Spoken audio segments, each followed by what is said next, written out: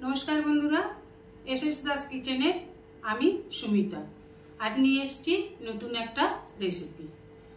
आज निये एसेछि chia seed recipe. এই চিয়া সিড আপনি সকালে ব্রেকফাস্ট হিসেবে খেতে পারেন, দুপুরের লাঞ্চে হিসেবে অথবা রাতে ডিনার হিসেবেও নিতে পারেন। এখানে একটা পাত্রে আমি নিয়ে নেব 3 টিস্পুন চিয়া সিড। দেখুন চিয়া সিড এই রকম দেখতে, আপনারা যারা দেখেননি দেখে রাখুন, দোকান থেকে ঠিক এরকম দেখতেই চিয়া সিড কিনে নিতে হবে। এবার দিয়ে দিলাম পরিমাণ মতন জল, একটু ভালোভাবে জলের সাথে মিশিয়ে 4-5 ঘন্টা ভিজিয়ে রাখতে হবে। 4-5 ঘন্টা না ভিজিয়ে রাখলে চিয়া সিড ভালোভাবে ভিজবে না, এই জন্য চিয়া সিড সবসময় 4-5 ঘন্টাই ভিজিয়ে রাখতে হয়। আমি ভিজিয়ে রেখে দিলাম, ফিরে আসছি 4 ঘন্টা পরে। দেখুন চিয়া সিডটা কেমন ভিজেছে, এইরকমভাবে ভিজে যাবে। আমি জল দিয়ে ভিজেছি, আপনারা ইচ্ছা করলে দুধ দিয়েও ভিজিয়ে রাখতে পারেন। এবার দিয়ে দেবো 100 গ্রামের মতন টক দই।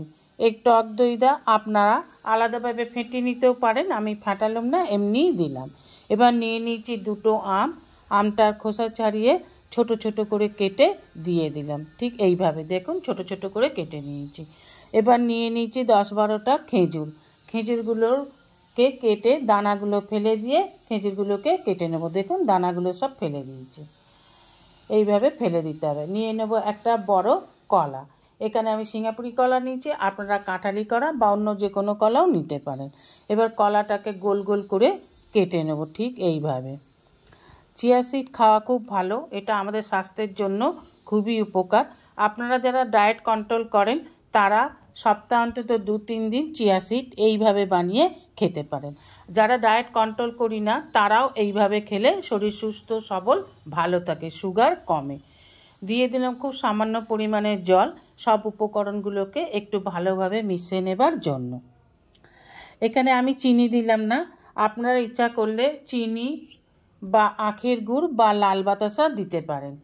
আমি এখানে চিনি দিলাম না। যারা সুগারের পেশেন্ট তারা চিনি দেবেন না, কেন আম মিষ্টি আছে, খেজুরও খুবই মিষ্টি হয়, তাই এইভাবে হালকা করে মেখে নেবেন। আমি এখানে টক দই দিয়েছি, আপনারা ইচ্ছা করলে দুধও দিতে পারেন। আমার দুধ লাগবে না, আমি টক দই দিলাম। এইভাবে সুন্দর করে মেখে দিয়ে দিন 1 প্যাকেট চাট মশলা। 1 প্যাকেট চাট মশলা দিলে স্বাদটা খুব ভালো লাগবে, টেস্টি হবে, ভালো লাগবে, টক টক নুন নুন ভালো লাগবে। একটু মিশিয়ে দিলাম, আর ওপর থেকে আর একটু চাট মশলা ছড়িয়ে দিয়ে পরিবেশন করব। এখানে আমি যতটা চিয়া সিড বানিয়েছি 2 জন মানুষের হয়ে যাবে।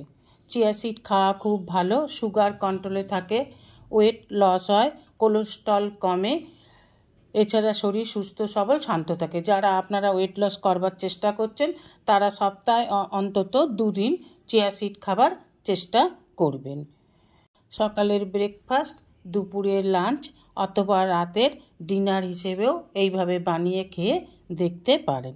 Thanks for watching my video. রেসিপিটা ভালো লাগলে অবশ্যই একটা লাইক, কমেন্ট, সাবস্ক্রাইব করার অনুরোধ রইল।